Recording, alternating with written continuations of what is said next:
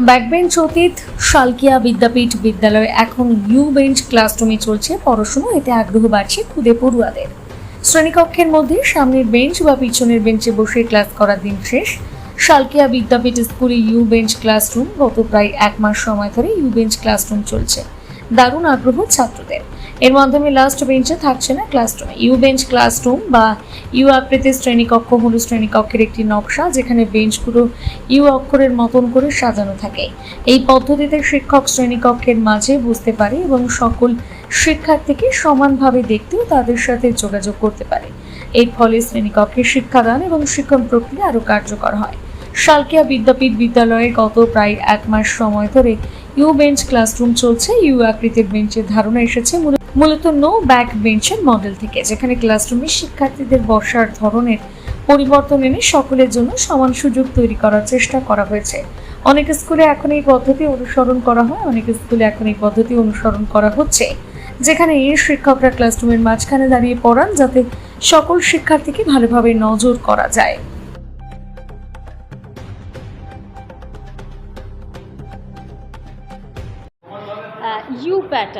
You প্যাটার্নে আমাদের নতুন যে প্রত্যেকটি স্কুলেই আমরা শুরু করেছি।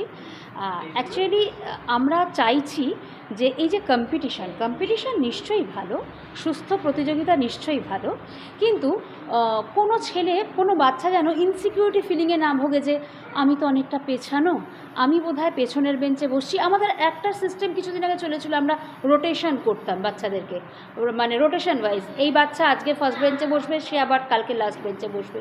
তো এইরকম কনসেপ্ট বিভিন্ন আমাদের চলে। তো এখন যেটা শুরু হয়েছে সেটা হলো ইউ, মানে এখানে কোনো বাচ্চাই ব্যাক বেঞ্চার না, প্রত্যেকের সমান। এবং শুধু তাই না, তাদের ইন্টারাকশানটাও কিন্তু খুব কানেক্ট করাটাও খুব ইজি হচ্ছে, কারণ মাঝখানে টিচার থাকলে তারা বোর্ড ওয়ার্ক থেকে শুরু করে, কারোর চোখের সমস্যা আছে দেখার, মানে অনেক সুবিধা, এখানে অনেক সুবিধা। একটা অসুবিধার কথাও বলে রাখি, সেটা হলো স্টুডেন্ট অনেক বেশি হলে সেখানে হয়তো ঘরের মাপটার একটা বিষয় এসে যাচ্ছে। আদারওয়াইজ এইটা করলে পঠনের দিক থেকে মানে সুবিধার কোনো শেষ নেই, অন্ত নেই। আমি সংযুক্তা দে, শালকিয়া বিদ্যাপীঠ প্রাথমিক বিভাগ, অ্যাসিস্ট্যান্ট টিচার। দেখুন, আমাদের তো ডে বাই ডে আপডেট করতেই হয়, এবং এই যে নতুন পন্থাটা এসছে, আমরা প্রত্যেকটা টিচার ভেবেছিলাম যে এইটা করলে কি সত্যি সুবিধা হবে, এবং আমরা যখন প্র্যাকটিক্যাল করলাম তখন বুঝতে পারলাম হ্যাঁ, এতে কিন্তু সুবিধাটা অনেকটা বেশি। কারণ আমাদের তো ক্লাসে একটা সীমিত সময় পাওয়া যায়, সেই সময়ের মধ্যে প্রত্যেকটা বেঞ্চের স্টুডেন্টদেরকে সংযোগ রক্ষা করা খুবই কঠিন হয়ে যাচ্ছিলো। কিন্তু এই ইউ আকৃতি শেপের জন্য কি হচ্ছে, আমরা প্রত্যেকটা স্টুডেন্টের কাছাকাছি যেতে পারছি এবং প্রত্যেকটা স্টুডেন্টের সমস্যা এবং সমাধান সমানভাবে শুনতে পাচ্ছি। এটার সুবিধাটাই বেশি। ছাত্রছাত্রীরা একটা মনোভাব হয়েছে যে ওদের তথাকথিত কী ছিল যে প্রত্যেকটা first bench, second bench, third bench এইভাবে বসতে হয়, বাট ওরা যখন প্রথম দিন এই জিনিসটা দেখলো তখন ওরা নিজেরাই অবাক হয়েছে এবং ওদের মধ্যে এক্সাইটমেন্ট আরও বেশি হয়েছে, যার ফলে ওরা এই কিন্তু ইউ আকৃতির শেপের যে ক্লাস রুমটা ভালোভাবে অ্যাকসেপ্ট করেছে। আমার নাম সুবীর গুপ্তা, শালকিয়া বিদ্যাপীঠ, অ্যাসিস্ট্যান্ট টিচার।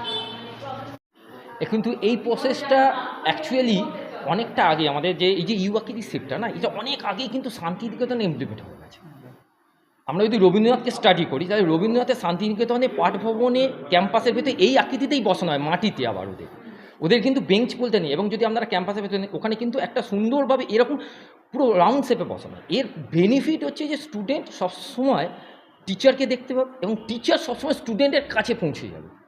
এইটাই হচ্ছে সবচেয়ে বড় বেনিফিট। যে আমরা last bench, first bench, second bench বলে একটা সুবিধা দেখি, যে টিচার এক জায়গায় স্টিল হয়ে বসে আছে, স্টুডেন্টকে বলছে তোমরা খাতা নিয়ে এসো বা পেন্সিল নিয়ে এসো বা পেন নিয়ে এসো, তখন স্টুডেন্ট এগিয়ে আসছে। কিন্তু এখানে টিচার ওয়ান বাই ওয়ান আমাদের স্টুডেন্টের কাছে পৌঁছে গেলে এখানে স্টুডেন্ট অনেক বেশি বেনিফিট হচ্ছে টিচারের থেকে। এটাই কিন্তু এই ইউ আকৃতি শেপটার সবচেয়ে বড় বেনিফিটের জায়গা। উপকৃত এই কারণে হচ্ছে যে ছাত্রছাত্রীরা সবসময় টিচারকে দেখতে পাচ্ছে এবং সবসময় সামনে দেখতে পাচ্ছে, এবং তাদের মনে হচ্ছে না যে লাস্ট বেঞ্চিতে বলছে যে আমি তো লাস্ট বেঞ্চিতে বসে আছি, আমাকে টিচার হয়তো ভালোভাবে গুরুত্বই দিচ্ছে না। এটা তাদের মনে আর হচ্ছেই না। তারাও ভাবছে যে আমাকে তো সবসময় স্যার সবসময় গুরুত্ব দিচ্ছে, আমার কাছে তো সবসময় স্যার চলে আসছে, তাহলে এটা আমি অনেক বেশি গুরুত্ব পাচ্ছি এখানে। হ্যাঁ, এইটা যেই যে স্কুলে ইনফ্রাস্ট্রাকচার বড় তাদের ক্ষেত্রে করাটা খুব সহজ, কিন্তু অনেক স্কুল আছে আমাদের সরকারি স্কুল যাদের ইনফ্রাস্ট্রাকচার খুব ছোট এবং স্টুডেন্ট সংখ্যা হয়তো বেশি, তাদের হয়তো একটা ঘরে দেখা গেল খুব ঠেসে ঠেসে 20টা বা 22টা বেঞ্চিকে ঢোকানো হচ্ছে। যদি এই ইউআকিটি সেভ করতে হয় মিনিমাম 12 থেকে 13টা বেঞ্চ, এবং সেই 12 থেকে 13টা বেঞ্চে যদি আমরা অ্যাভারেজ আমরা যদি 5 জন করে স্টুডেন্ট রাখি তাহলে আমার 60 জন স্টুডেন্ট, কিন্তু দেখাই যাচ্ছে যে ওই স্কুলে ওই ক্লাসরুমেই 100 আপ স্টুডেন্ট, সেক্ষেত্রে একটু তো সমস্যা হবে। আমার নাম অভিজিৎ পোড়েল, আমি সালকিয়া বিদ্যাপীঠ প্রাইমারি স্কুলের। আমরা ফার্স্ট বেঞ্চে বসি আর স্যারেদের কথা শুনি, আমরা কেউ লাস্টে বসি না আর পড়াশুনো মনোযোগ দিয়ে করি। আমরা ভালো করে বসি। হ্যাঁ, আগে আমরা ভালোই বসতাম। হ্যাঁ, সবাই সামনাসামনি বসি।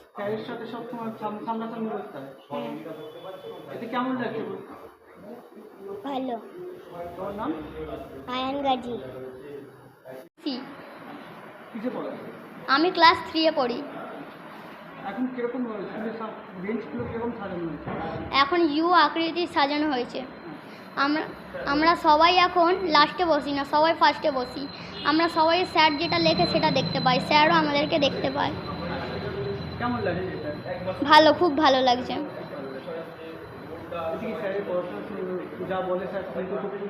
হ্যাঁ, শুনতে খুব সুবিধা হয়। হ্যাঁ।